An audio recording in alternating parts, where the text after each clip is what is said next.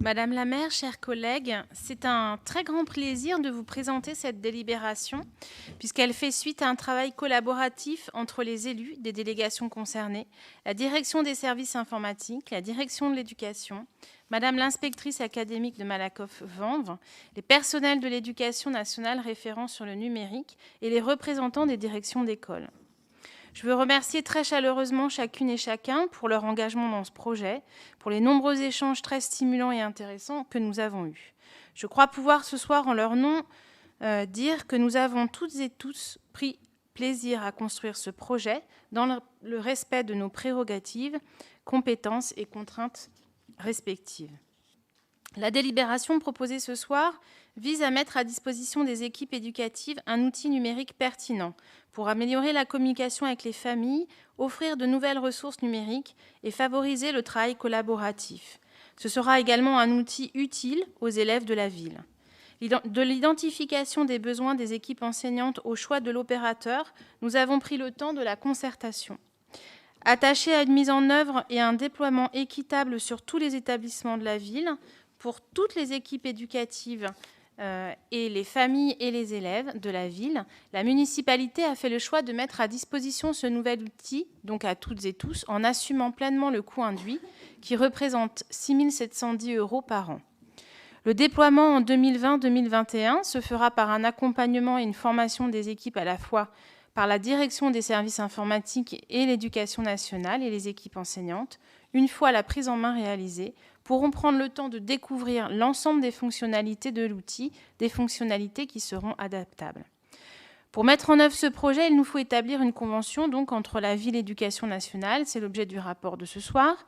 Avec la mise en place de l'ENT, nous avançons donc dans la déclinaison des engagements pris pour cette mandature, d'offrir aux équipes éducatives, aux familles et aux enfants des outils numériques adaptés aux besoins et aux pratiques professionnelles, d'améliorer les conditions de travail de chacune et chacun et de participer à notre niveau à la réussite scolaire. Je tiens à souligner ce soir que Malakoff est ainsi l'une des premières villes des Hauts-de-Seine à mettre en place l'ENT. Notre volonté politique a été saluée très largement par les représentants de l'éducation nationale et nous ne pouvons que nous en réjouir. La pandémie et la crise sanitaire ont accentué les fractures numériques dans la population. Ainsi, nous renforcerons nos actions pour accompagner les familles et enfants en difficulté. Nous organiserons donc des initiatives locales, municipales et partenariales sur l'inclusion numérique, actuellement en construction dans le cadre d'un groupe de travail du Conseil éducatif local et du COPIL Inclusion numérique des services municipaux. Nous accompagnerons ainsi les familles qui en auront besoin et qui auront été identifiées par les services et les équipes enseignantes. Enfin, la mise en place de l'ENT s'intègre dans une palette d'actions municipales favorisant le déploiement des outils numériques, la facilitation des démarches pour les familles, comme la mise en ligne des inscriptions scolaires cette année, le développement du portail famille, le développement des classes mobiles en élémentaire en 2019, la livraison en 2021 d'un kit numérique par école comprenant 2 tablettes et un projecteur dans les écoles maternelles de la ville et d'un ENI par école élémentaire.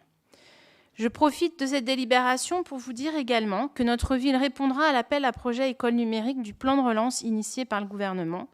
Nous travaillons actuellement avec les équipes de la ville, de l'éducation nationale et les élus à formaliser notre dossier de candidature pour le déposer fin mars.